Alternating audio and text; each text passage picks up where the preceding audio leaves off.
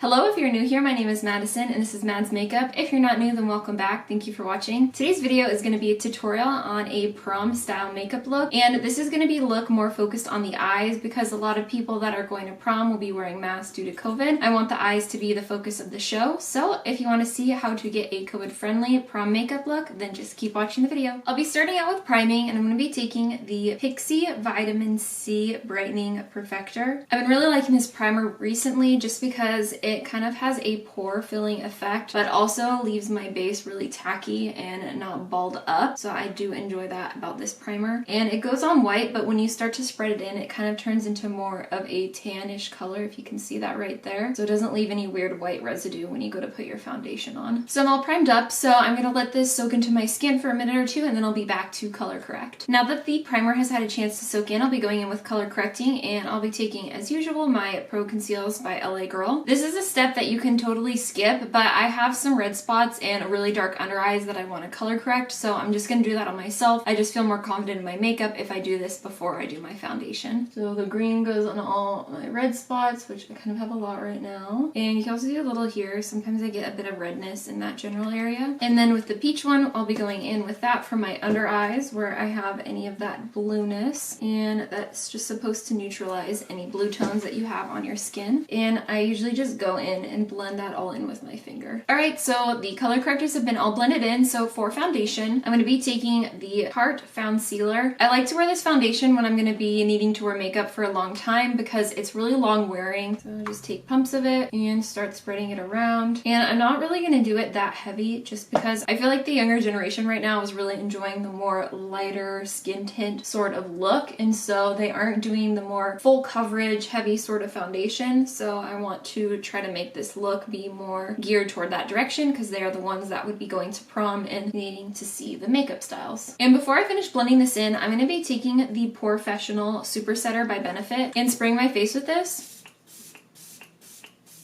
This is just going to really help the foundation melt into my skin and last even longer than it would without this. And we'll still spray and set the face afterwards, but this kind of just gives a good little refresh in the middle of the makeup. And make sure you're just bringing it down your neck area because you don't want any weird foundation lines when you're in your dress. Alright, so I'm just going to leave it like that. Normally I would probably do a little bit heavier coverage if it was for myself going to an event or something, but because I want this to be more geared towards the younger generation that are going to prom, I am going to leave it like this, a little bit lighter of a coverage. Now I'm going to be going into contour, and I'll be taking the Anastasia Beverly Hills contour stick in shade Mink. And for contour today, I want to bring the contour a little higher than normal just because the mask is going to be covering a majority of this part of your face anyway, so you won't be able to see it. But when you are having pictures, you want your face to look nice and lifted. And then just down the sides of my nose. This part will also be covered. But again, when you are doing your pictures, you still want your face to look chiseled when you do have the mask off for those. And then taking my damp beauty sponge to go ahead and blend that in, and I always start with the nose because that's the thinnest contour line. And when I blend in, I do blend up instead of down. I don't want to pull down the effect that I'm going for with that shadow because the more pulled down it is, the more pulled down your face will be, and then the more up it is, the more lifted your face is going to look, and it'll make your cheekbones look really sharp. Okay, so that has been blended all in. So next I'm going to be going into concealer. I'll be taking the NARS Radiant Concealer. I like this concealer because it's really lightweight feeling but still does good on coverage wise, and I've been noticing the general way people have been doing their concealing recently is going right here and then up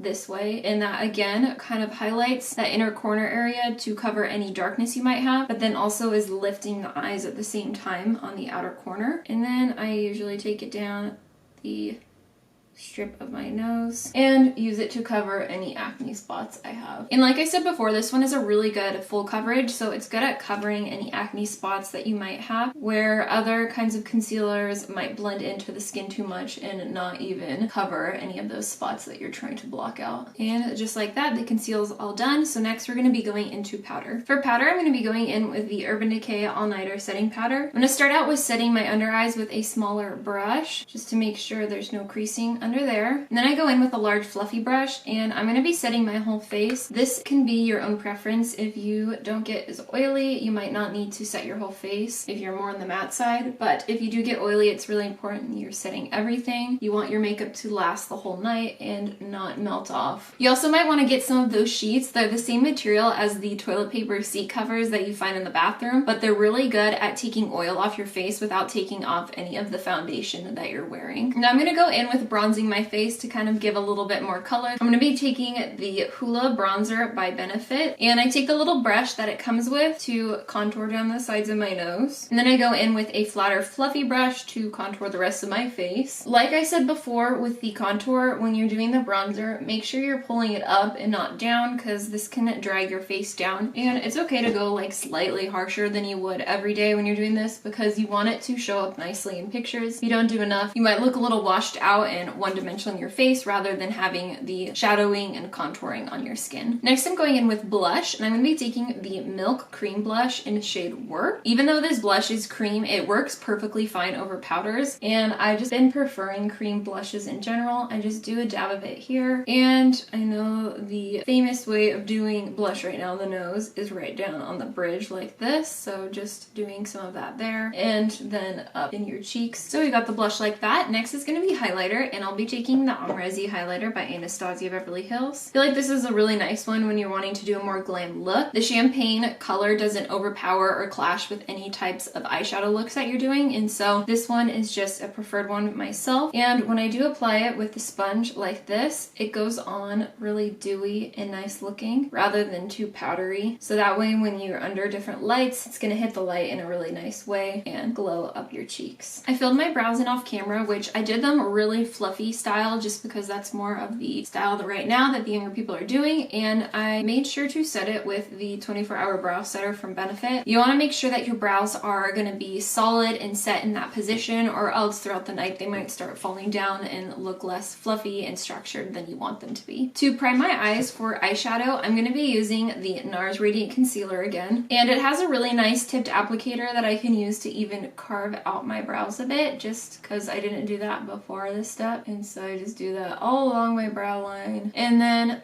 just put some on the lid, and then I take my beauty blender on this flat side and use that to blend it in. For eyeshadow, I'm going to be going with more of a cool toned, blown out sort of look. I feel like the lifted, more outer winged look is really popular right now, and it's also just one that is going to be classic over the years when you go back and look at your prom pictures. It's just a very flattering one for most eye shape, and with the cool tone, that can go with almost any color dress that you're going to be wearing. So I wanted something that's a little bit more universal, so it's not just a say purple or maroon that would only go with certain dress colors. This can go with almost anything that you would be wearing for your prom night. So I'll be starting out with the Anastasia Beverly Hills Norvina Palette. This shade right here called Volatile. Any darker cool tone brown will work. I'm just using this one because this is what I have. And I'm going to be packing that into my outer corner of my lid in kind of more of a V shape.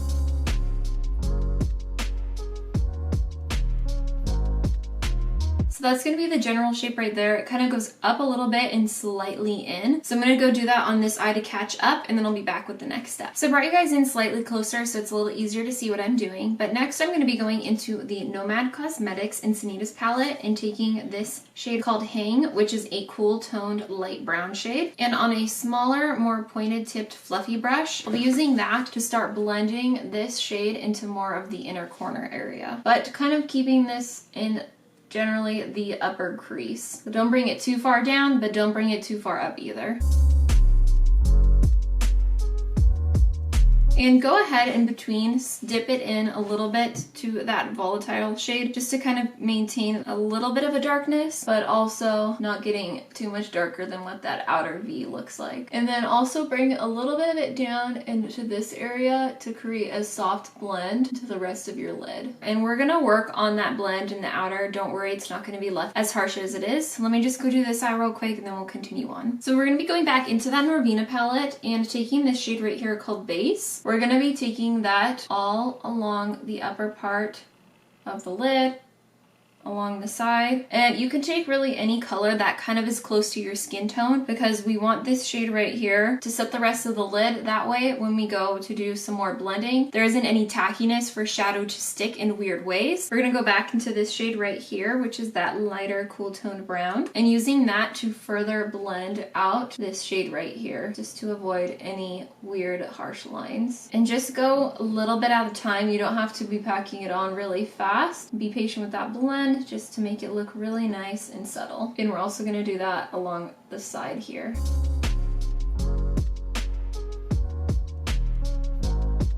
Okay, so that's blended out the way I like. So now I'm going to be going into the lower lash line area. So we're going to go back into that volatile shade, which is that dark cool tone brown, and just bring it to about middle of your eye, like about right there, as you can see. Kind of get that outer corner and the upper lid connected with each other. And then we're going to go in with the cooler tone light brown and just blend that out. And make sure to bring that up to the upper lid, just because you want the bottom and the upper lid to connect.